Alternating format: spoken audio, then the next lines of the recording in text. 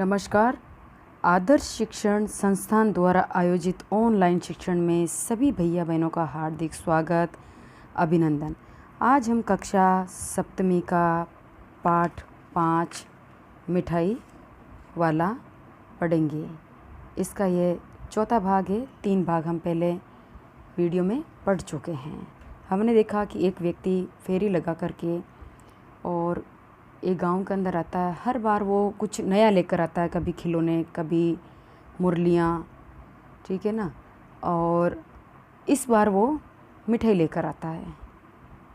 तो आज हम आगे का पाठ शुरू करते हैं। 8 मास बाद सर्दी के दिन थे। रोहिणी स्नान करके मकान की छत पर चढ़कर आजानुलंबित केश राशि सुखा रही थी। इस समय नीचे की गली में सुनाई पड़ा बच्चों का मन बहलाने वाला मिठाई वाला। मिठाई वाले का स्वर उसके लिए परिचित था। झट से रोहिणी नीचे उतर आई। उस समय उसके पति मकान में नहीं थे। हाँ, उनकी वृद्धा दादी थी। रोहिणी उनके निकट आकर बोली, दादी, चुन्नू मुन्नू के लिए मिठाई लेनी है। ज़रा कमरे में चल कर ठहरो। मैं उधर कैसे जाऊं? कोई आता न हो। ज़रा हट कर मैं भी चिक्की ओट में बैठी रहूँगी। हमने पहले देखा है कि एक व्यक्ति कुछ समय के अंतराल में आता है और कभी मिठाइयाँ, कभी खिलौने, कभी मुरलियाँ आदि लेकर वो उस गांव में आता है। तो लगभग जो वो गीत गाता है कि बच्चों का मन बहलाने वाला, खिलौने वाला, बच्चों का मन बहलाने वाला, मुरलियाँ वाला, तो इस गीत से रोहिणी परिचित थी। रोहिणी विजय बाबू की पत्नी है, हम इससे परिचित हैं। तो वो अपने छत के ऊपर खड़ी थी। सर्दी के दिन थे। आजानुलंबित का मतलब होता है घुटनों तक लंबे उसके जो केश राशि यानी बाल थे। स्नान किया था तो बाल गीले थे, सुखा रही थी उनको वो। और जैसे ही वो उन बालों को सुखा रही थी और छत पर खड़ी थी, गली में से मिठाई वाले का स्वर सुनाई दिया। और वो नीचे आकर के जो उसकी बूढ़ी दादी माँ होती है, उनको वो आकर बोलती है कि चुन्नू मुन्नू के लिए मिठाई लेनी है। आप मिठाई वाले को कमरे में ठहरा हो और मैं चिक्की ओट में बैठी रहूँगी, यानी कि वो पर्दे की ओट में खड़ी रहती है। दादी उठकर कमरे में आकर बोली, ए मिठाई वाले, इधर आना। और वो मिठाई वाले को बुलाती है। मिठाई वाला निकट आ गया। बोला, कितनी मिठाई दूँ माँ? ये नए तरह की मिठाइयाँ हैं, रंग बिरंगी, कुछ कुछ खट्टी, कुछ कुछ मीठी, जायकेदार, बड़ी देर तक मुंह में टिकती है, जल्दी नहीं घुलती। बच्चे बड़े चाव से चूसते हैं। इन गुणों के सिवा ये खांसी भी दूर करती है। कितनी दूँ? चपटी, गोल, पहलदार गोलियाँ, पैसे की 16 देता हूँ। अब जैसे ही दादी माँ ने उसको मिठाई वाले को रुकवाया, मिठाई वाला एक साथ बहुत सारी बातें कर गया कि मैं कितनी मिठाई दूँ, रंग बिरंगी मिठाइयाँ हैं, खट्टी भी है, मीठी है, जायकेदार यानी मज़ेदार है, स्वाद है बहुत अच्छा उसका, मुंह में बहुत लंबे टाइम तक टिकती है, घुलती नहीं है। बच्चे बहुत इससे एक चाव यानी संतुष्ट हो जाते हैं बच्चे उसको खा करके, रुचि से उसको खाते हैं। और खांसी वासी दूर होती है। और अलग अलग आकार की मेरे पास, गोल है, चपटी है, आपको कैसे दूँ, किस आकार की दूँ मैं, कैसे रंग की दूँ मैं। और उसने ये भी बता दिया कि मैं पैसे की 16 देता हूँ। इस तरह बहुत सी बातें एक साथ कर गया। दादी बोली, 16 तो बहुत कम होती है, भला 25 तो देते। अब वो 16 दे रहा, फिर भी दादी संतुष्ट नहीं है। और वो दादी कह रही है कि 16 तो बहुत ही कम होती है, 25 तो तुम्हें देनी ही चाहिए। मिठाई वाला, नहीं दादी, अधिक नहीं दे सकता, इतना भी देता हूँ। यह अब मैं तुम्हें क्या, खैर मैं अधिक नहीं दे सकूँगा।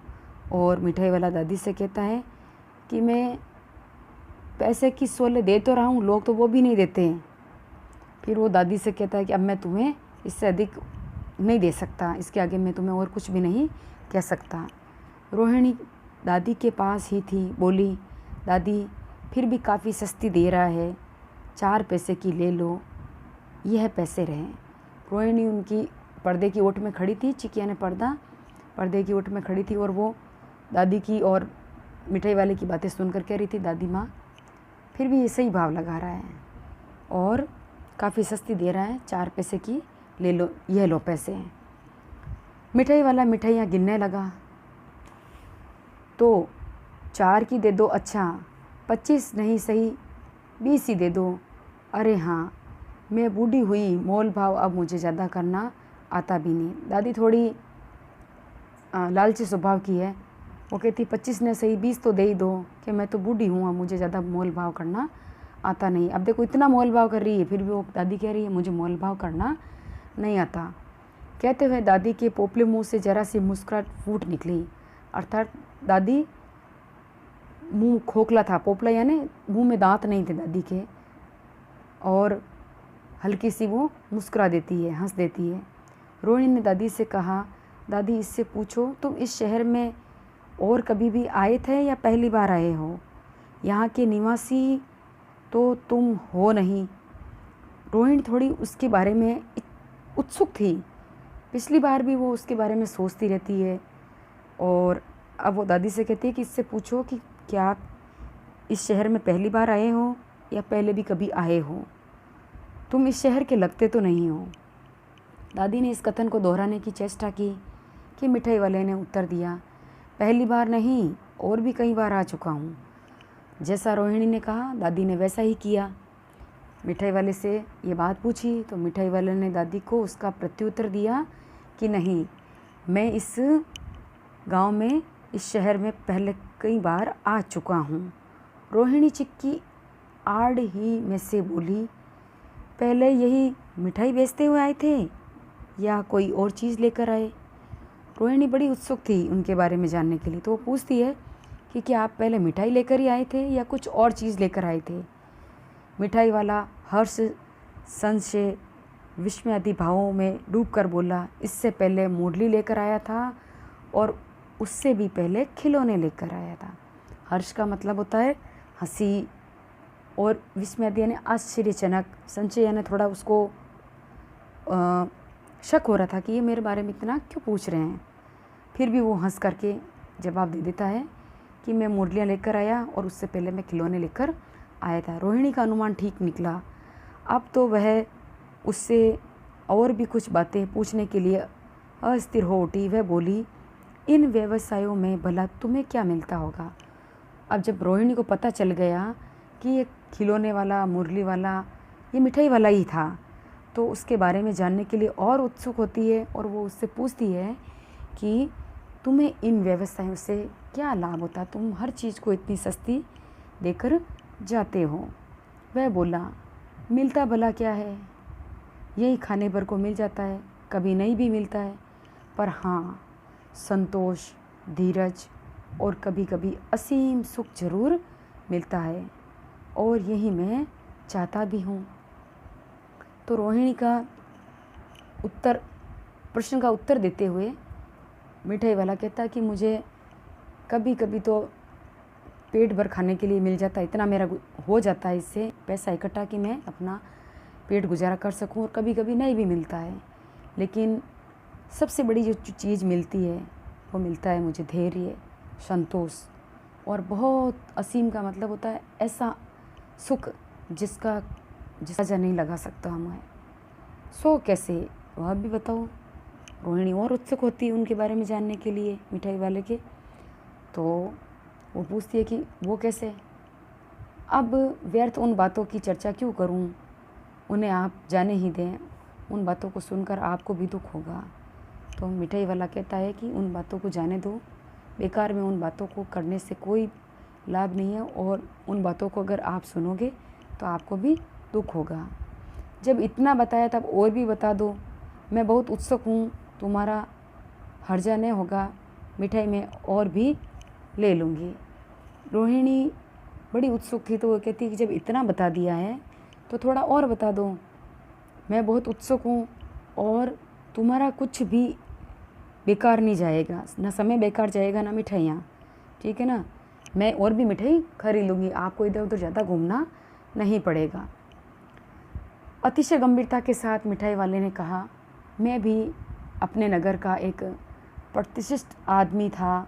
मकान, व्यवसाय, गाड़ी, घोड़े, नौकर, चाकर सभी कुछ था। स्त्री थी, छोटे छोटे 2 बच्चे भी थे।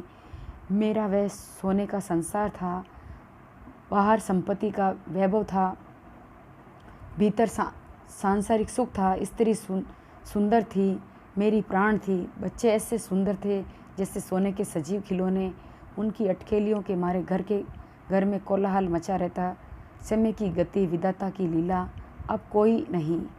दादी, प्राण निकाले नहीं निकले, इसीलिए अपने उन बच्चों की खोज में निकला हूँ। वह सब अंत में होंगे तो यहीं कहीं, आखिर कहीं न कहीं जन्मे ही होंगे। उस तरह रहता, गुल गुल कर मरता, इस तरह सुख और संतोष के साथ मरूंगा। इस तरह के जीवन में कभी कभी अपने उन बच्चों की एक झलक सी मिल जाती है। ऐसा जान पड़ता है जैसे वे इन्हीं में उछल कूद कर हंस खेल रहे हैं। पैसों की कमी थोड़ी ही है, आपकी दया से पैसे तो काफ़ी हैं। जो नहीं है वो इस तरह उसी को मैं पा जाता हूँ। अब देखिए, जब रोहिणी ने बड़ी उत्सुकता से फेरी वाले को ये बातें पूछी तो फेरी वाला बताता है कि मैं अपने शहर का बहुत बड़ा आदमी था। मेरे पास सब कुछ था, मकान, मेरा अच्छा व्यवसाय था, गाड़ी, घोड़े, नौकर, चाकर। मतलब मेरे पास आर्थिक स्थिति भी मेरी मजबूत थी और सांसारिक सुख भी था। मेरी भी एक पत्नी थी जो मुझे प्राणों से भी प्यारी थी। मेरे 2 बच्चे थे और उनकी दिन भर उछल कूद अटखेलियों से मेरे घर का जो आंगन है वो गूंजा करता था। लेकिन भगवान का लिखा कोई भी नहीं टाल सकता, विधाता के लिखे हुए लेख कोई भी नहीं टाल सकते। और एक ऐसी मेरे जीवन में घटना घटी जिससे मैंने उन सबको खो दिया है। अब मेरे घर में कोई भी नहीं है। तो मेरे पास पैसों की कमी नहीं है, लेकिन मुझे वो सुख नहीं है जो मेरे पास पहले था। तो मेरे बच्चे कहीं ना कहीं जन्मे होंगे। मैं मेरे अपने बच्चों की खोज, मेरे अपने बच्चों को मैं इन बच्चों के अंदर देखता हूँ, उनको इन बच्चों में मैं खोजता हूँ। और ये चीज़ें बेचने में मुझे कोई लाभ नहीं होता है, लेकिन मुझे एक बहुत बड़ा धैर्य और संतोष होता है। ये सारी बातें उन्होंने दादी और रोहिणी से कही। रोहिणी ने अब मिठाई वाले की ओर देखा। उसकी आंखें आंसू से तर है। इसी समय चुन्नू मुन्नू आ गए। रोहिणी से लिपटकर उसका आंचल पकड़कर बोले, अम्मा मिठाई मुझसे लो। यह कहकर तत्काल कागज़ की 2 पुड़ियाँ मिठाइयों से भरी मिठाई वाले ने चुन्नू मुन्नू को दे दी। अब जब रोहिणी ने पूरी बात सुनी मिठाई वाले की, और मिठाई वाले ने जब अपनी पूरी बात सुनाई तो उसकी आंखों से टपक टपक आंसू टपकने लगे। पूरी आंखें आंसू से तर हो गई थी। उसी समय चुन्नू मुन्नू आ गए और रोहिणी से लिपट करके वो मिठाई मांगने लगे। तो झट से मिठाई वाले ने 2 पुड़ियों में मिठाई डालकर कहा कि अपनी माँ से मिठाई बाद में ले लेना, ये लो मैं तुम्हें मिठाई देता हूँ। और उसने अपनी तरफ से उसको मिठाइयाँ, उन बच्चों को मिठाइयाँ दे दी। रोहिणी ने भीतर से पैसे फेंक दिए। मिठाई वाले ने पेटी उठाई और कहा, अब इस बार ये पैसे नहीं लूँगा। जब रोहिणी ने उसको पैसे दिए तो उसने कहा कि नहीं, ये पैसे मैं नहीं लूँगा, ये बच्चों को मिठाई मेरी तरफ से। दादी बोली, अरे रे, न अपने पैसे लिए जा भाई। लेकिन दादी भी पूरा न बोल सकी, उनका भी गला रुद्ध हो गया उनकी बातों को सुन करके। और वो दादी मिठाई वाले से कहने लगी कि अरे रे नहीं भाई, अपने पैसे लेकर जाओ। तब तक आगे फिर सुनाई पड़ा उसी प्रकार का मादक मृदुल स्वर में बच्चों का मन बहलाने वाला मिठाई वाला। और जैसे ही मिठाई वाला ने उनके पैसे नहीं लिए और मिठाई वाला आगे बढ़ गया और उसी तरह से मादक मृदुल स्वर में, अर्थात बड़े ही आनंदित और कोमल और मीठे स्वर में वो बोलने लगा कि बच्चों का मन बहलाने वाला मिठाई वाला। और मिठाई वाला ने अपनी जीवन की कथा सुना करके बच्चों को मिठाई दे करके और पुनः अपने कार्य में व्यस्त हो गया। मिठाई बेचने के लिए दूसरी गली में चला गया। बच्चों, आज ये अपना पाठ पूरा हुआ। धन्यवाद।